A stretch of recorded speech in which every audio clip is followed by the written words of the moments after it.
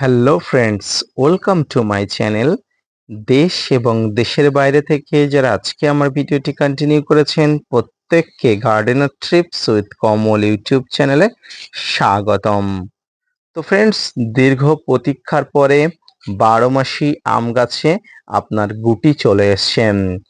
এই সময় নানা ধরনের সমস্যা আপনার ছাদ বাগানে দেখা যায়। বিশেষ করে যে গুটি ধরছে, এই গুটি ধরার উপরে কিন্তু বিভিন্ন কীট পতঙ্গ থেকে শুরু করে ভাইরাস, ব্যাকটেরিয়া, বিভিন্ন ধরনের ফাঙ্গাসের আক্রমণ ঘটে। তো এই কীটপতঙ্গ, ভাইরাস, ব্যাকটেরিয়া, ফাঙ্গাসের আক্রমণকে প্রতিহত করাই কিন্তু আপনার কাছে একটা বড় চ্যালেঞ্জ। আপনার মোটামুটি এই যে আমগুলো ধীরে ধীরে বড় হবে এবং এই বড় হবার আগে আপনার যে বাইরে থেকে প্রোটেকটিভ যে একটা ব্যবস্থা, সেটাকে কিন্তু শক্ত করতে হবে। তাই এই প্রোটেকটিভ ব্যবস্থাকে আবার নতুন করে রিপেয়ারের জন্য আপনাকে কিন্তু এই সময় আবারও একটি স্প্রে করতে হবে। তবে এই সময় কিছু সাবধানতা অবলম্বন করতে হবে।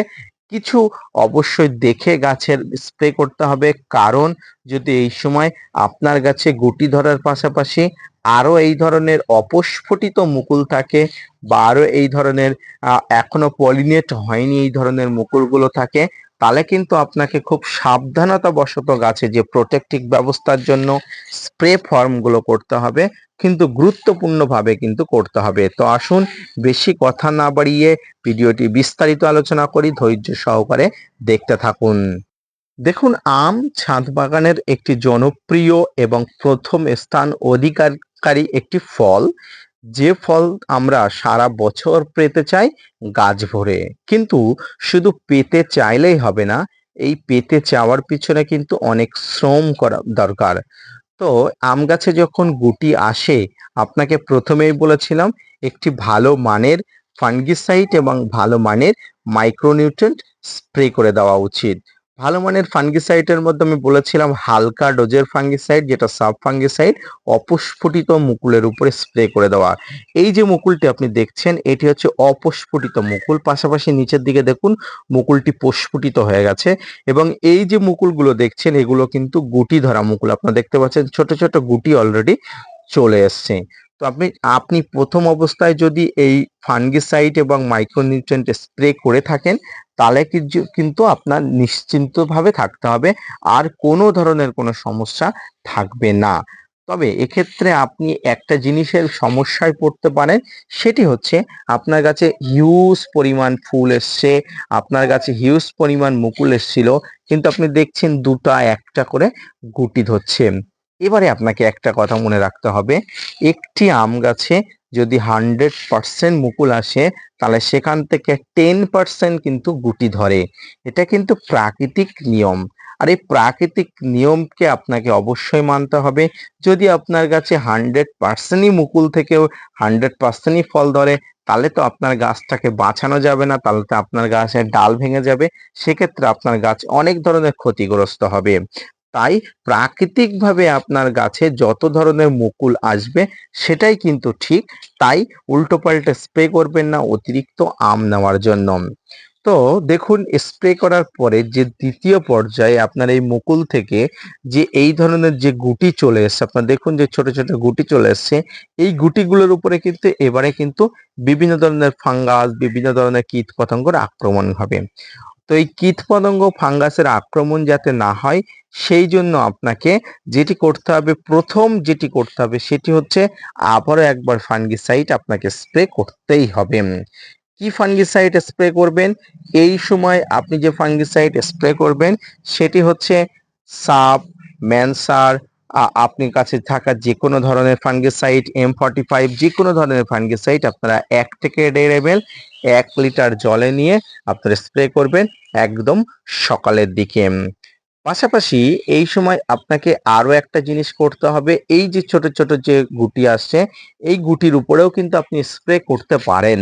কিন্তু এই যে গুটিগুলো অপস্ফুটিত অবস্থায় সবেমাত্র ফোটা অবস্থায় আছে, এগুলোতে স্প্রে না করে দেওয়াই ভালো।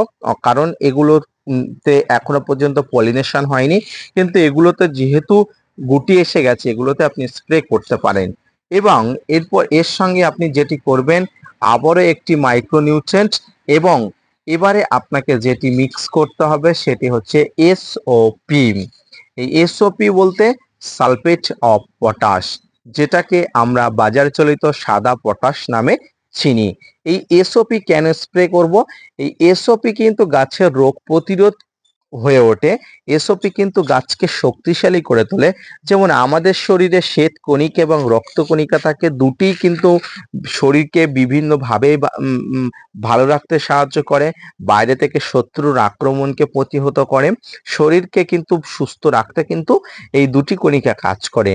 ঠিক তেমনি গাছের ভিতর থেকে শক্তিশালী করার জন্য এই এসওপির কিন্তু প্রয়োজন অত্যাবশ্যকীয়। তাই আপনাকে এই এসওপি 1 গ্রাম নিয়ে 1 লিটার জলে সমগ্র গাছটাতে আপনারা স্প্রে করে দিতে পারেন। এবার আপনাদের প্রশ্ন থাকতে পারে, শুধুমাত্র ফল গাছে বা ফুল গাছে কি আমি এসওপি স্প্রে করতে পারি, বা ফল ধরা বা ফুল ধরা গাছেই কি এসওপি স্প্রে করতে পারি? উত্তরটা হবে না। আপনি সারা বছর কোনো না কোনো সময়ে এই এসওপি আপনি স্প্রে করতে পারেন আপনার গাছকে ভিতর থেকে সুস্থ রাখার জন্য। আমি কেন মাইক্রোনিউট্রিয়েন্টের ব্যবহার করতে বলছি আপনাকে একটা প্রমাণ দেখাই। দেখুন এই গুটিগুলো দেখুন, এই গুটিটা কিন্তু একদম হলুদ হয়ে যাচ্ছে এবং এই গুটিটা কিন্তু ঝরে পড়ে গেছে। দেখুন আমি সামনে থেকে আপনাদের সামনে তুললাম, দেখুন গুটিটার অবস্থা দেখুন। এই গুটিতে ফাঙ্গাস যেমন লেগেছে, এই গুটিতে মাইক্রোনিউট্রিয়েন্টের অভাব তেমন আছে। তাই ফাঙ্গাস এবং মাইক্রোনিউট্রিয়েন্টকে প্রতিহত করার জন্য আপনাকে কিন্তু এই সময় এই যে কীটনাশক বলুন, ফাঙ্গিসাইড বলুন, মাইক্রোনিউট্রিয়েন্ট বলুন, কিন্তু আপনাকে দিতেই হবে, এর কোনো কিন্তু বিকল্প নেই। ব্যাস এই মাইক্রোনিউট্রিয়েন্ট এবং এই ফাঙ্গিসাইড এবং এসওপি আপনাকে এই সময় একবার দিতেই হবে। আর এটি দেওয়ার পরে কিন্তু আপনার ছাদ বাগানে যে কটি মুকুল থেকে গুটি ধরেছে, ধীরে ধীরে গুটিগুলো কিন্তু সুস্থভাবে বেড়ে উঠবে। ছাদ বাগানে এই যে মুকুল থেকে গুটি এই যে শুকিয়ে যাওয়া, ঝরে পড়ে যাওয়া, এটি কিন্তু একটি কষ্টকর বিষয়, একজন ছাদ বাগানি হিসেবেই কিন্তু আমি বুঝতে পারি।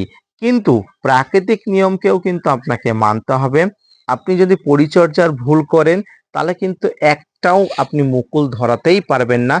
যত পরিমাণ পরিচর্যা আপনি করবেন তত পরিমাণ গাছ ক্ষতিগ্রস্ত হবে। না জেনে উল্টোপাল্টা পরিচর্যা করবেন না।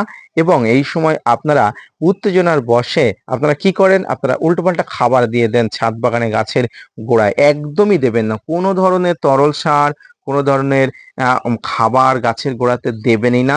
কারণ কিন্তু এই সময় গাছ ভেজিটেটিভ গ্রোথের দিকে নজর দিলে সব গুটিগুলো কিন্তু ঝরিয়ে দেবে।